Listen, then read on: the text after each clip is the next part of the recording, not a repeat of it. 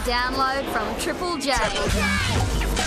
For more music, current affairs, comedy and culture, triplej.net.au. And now... Triple J. Triple J. Triple J. Triple J mornings with Zan. The recording process is different to the live process. And we kind of, I wouldn't say we've nailed it yet or ever will, but it took us a very long time to kind of get to a point where we were happy with how we could record and write songs and rehearse and stuff. Yeah, I think as a live sense, it is very crowded and hopefully in a good way. It's like very brutal, but on record it's kind of a bit more stuff is just where it needs to be.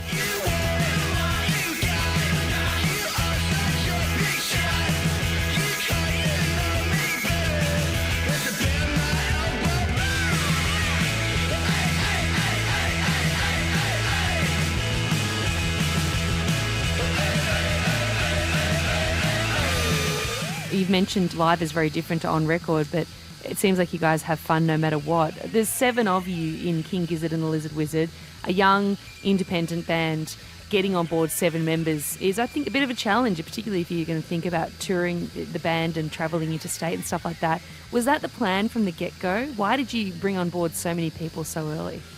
It wasn't really formed with a huge intent to do anything. It was just kind of all friends doing fun stuff. And then we just started doing recordings and it kind of just maybe snowballed a little bit. But it was, yeah, it is what it is. It's kind of as simple as that. Yeah, it was a natural kind of evolution. And as a band, like it actually just kind of naturally fell into place and became what it is, which is pretty cool. Or do you think that it's because of that lack of, intent or pressure, self-pressure on yourselves that you have managed to have this band that just has fun, sounds like they're having fun and it's all pretty effortless? Maybe, yeah. Yeah, I think so. That's definitely part of it. It's not like, well, I've got no idea how other bands kind of work, but we definitely don't have anybody sort of telling us what to sort of do or write or anything like that. So, yeah, it's just really fun. And when we're all together, it's like the best time ever. So, yeah. Given it was something that just kind of fell into place, I have to ask the most obvious question that you must be asked every time you do an interview. Who came up with that name? It was just another one of those things about being in a band that isn't meant to be a real band. that we just had to play our first gig, and it was like a day later, and we didn't have a name, and we just had to have a name by tomorrow. And that's the first one that popped into your head, Stu?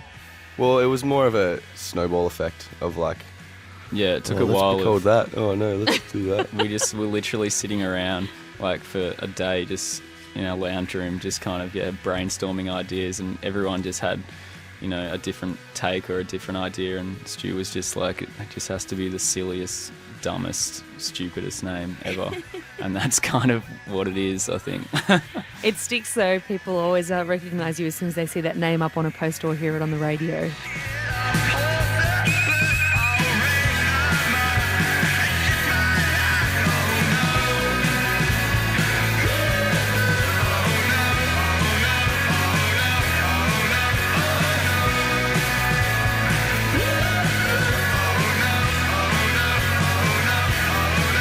King Gizzard and the Lizard Wizard is who we're talking to. Eric and Stu from the band chatting about their debut record, 12 Bar Brews. There are some winning titles on all over this record, including Garage Lydiard.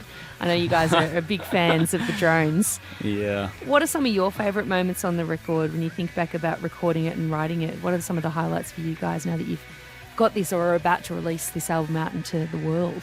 It was really fun to create. Absolutely. There was a couple of moments that stand out, like with the song Footy, like Stu kind of wrote it as, once again, just an absolute gag song, like it was just an absolute joke. And we thought, we can never play this, like we didn't know how people would take it or if they would like hate us or if all of a sudden we'd just become this band that has the Footy song or something like that. And we were just in the studio and the song was kind of done, and then Joe, like our guitarist, just started like doing these really funny like voiceover of all these like favourite players, and we're like, you got to record that, you got to add that in. So now it's just like the whole song is just a roll call of all these mid-90s like underappreciated AFL players. The winning moment now will be getting that playlisted on, you know, those breakers in and out of footy games when they've got the soundtrack. Oh, that will every just play time. Bruce McAvaney talking off the back of that. Dennis Cometti back announcing I know. footy. Every time we see like little Auskick kids running around at halftime, we're like, footy needs to be soundtrack to this. Totally. It's perfect.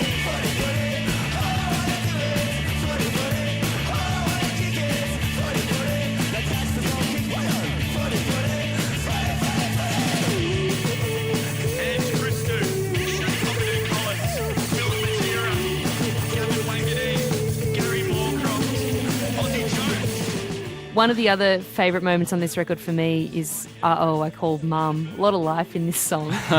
What's the backstory to that particular tune? It came from an experience Lucas had at Golden Plains actually this year, I think. We're listening to, was it Charles Bradley? Yeah, just watching him play and just this incredible old soul singer, like absolutely so sort of like heartfelt and this amazing performance. And Lucas just kind of started to, you know, get a little bit anxious or a little bit excited, and he kind of freaked out a little bit and ended up in the medical tent, and he called his mum, and because that was the only thing that was going to sort of make him feel better was calling his mum. Yeah, and that's kind of how this story evolved, and Stu just thought he'd write a little tune about it. Forever regretting that need for comfort. Oh yeah, exactly. We could never let him get away with it, so I guess we put it in a song, so now it's just out there forever.